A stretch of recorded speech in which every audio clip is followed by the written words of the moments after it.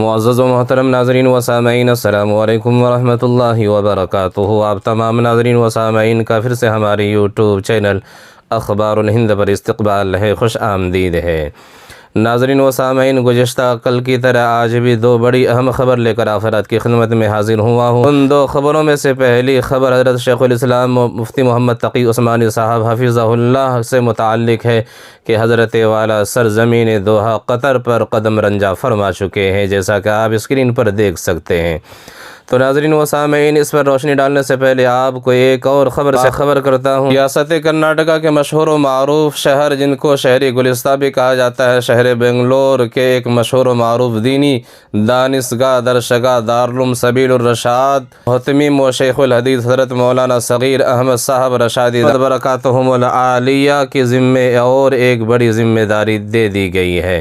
ناظرین و سامعین، آپ کو بتاتا چلوں کہ 22 اکتوبر کو بنگلور میں آل انڈیا مدنی کونسل کے 2 روزہ اجلاس میں کئی امور طے پائے گئے تھے، جس میں مجلس سرپرستان میں حضرت مولانا صغیر احمد صاحب رشادی محتمم و شیخ الحدیث سبیل الرشاد و امیر شریعت کرناٹک کو شامل کرنا طے پایا گیا تھا۔ اس پر عمل پیرائی کے لیے مرکزی و ریاستی اراکین پر مشتمل وفد حضرت مولانا صغیر احمد صاحب رشادی دامت برکاتہم العالیہ کے پاس حاضر ہوا ہے، جیسا کہ آپ اسکرین پر دیکھ سکتے ہیں۔ حضرت مولانا صغیر احمد صاحب رشادی شیخ الحدیث و محتمم دارالعلوم سبیل الرشاد بنگلور و امیر شریعت کرناٹک کو ذمہ داری سونپی تو حضرت والا نے بشاشت سے اس عظیم منصب کو منظور و قبول فرما لیا ہے، جیسا کہ آپ اسکرین پر دیکھ سکتے ہیں۔ دعا فرمائے کہ اللہ تبارک و تعالی استاذ محترم حضرت مولانا صغیر احمد صاحب رشادی حفظہ اللہ کی عمر کو دراز فرمائے، صحت و عافیت نصیب عطا فرمائے۔ تو ناظرین و سامعین، آپ کو بتاتا چلوں کہ اس امت کے عظیم سرمایہ شیخ الاسلام حضرت اقدس مفتی محمد تقی عثمانی صاحب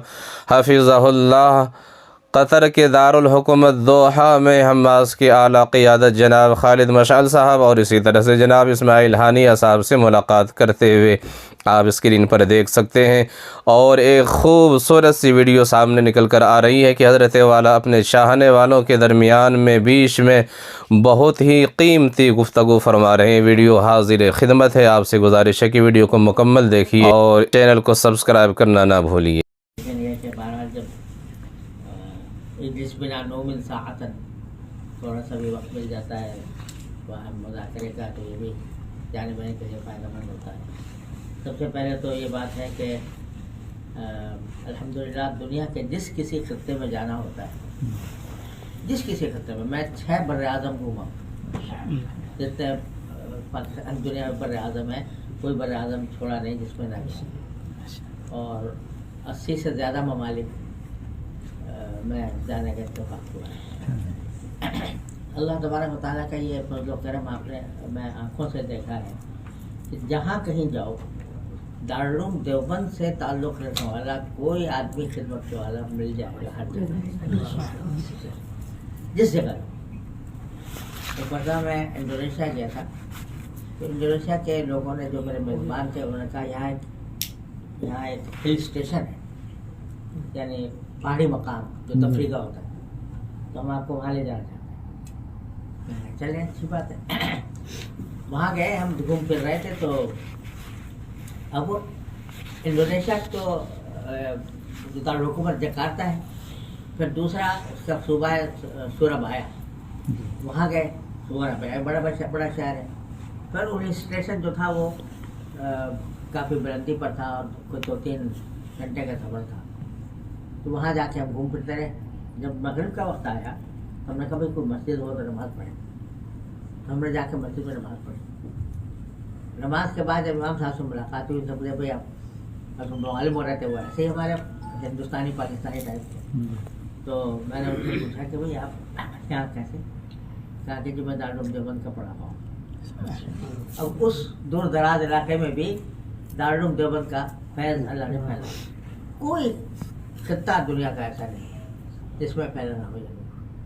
تو یہ اللہ تعالیٰ نے ہمیں اس طائفہ منصورہ سے اللہ تعالیٰ نے وابستہ کر دیا، اس پر بہت ہی شکر ادا کرنے کی ضرورت ہے۔ اور یہ اب آج آپ حضرات سے یہاں ملاقات ہو رہی ہے، پتہ نہیں کتنے ملکوں میں اسی طریقے سے اپنے ساتھیوں سے وہاں پر ملاقات ہوتی ہے، اور کچھ بہت سے ایسے ہیں جو ہمارے دارالعلوم کے پڑھے ہوئے ہوتے ہیں، بعض کسی اور فاروقیہ کے پڑھے ہوئے ہوتے ہیں، یا مڈل ٹاؤن کے پڑھے ہوئے ہوتے ہیں، یا دارالعلوم قاریہ کے پڑھے ہوئے ہوتے ہیں، لیکن نسبت سب کی دارالعلوم دیوبند سے ہی ہے، کیونکہ وہی مبدأ فیض ہے ہمارا، اور وہیں سے ساری شاخیں پھوٹی۔ تو یہ بات الحمدللہ سب سے پہلے تو قابل شکر ہے کہ اللہ تعالیٰ نے ہمیں ان بزرگوں سے وابستہ فرمایا۔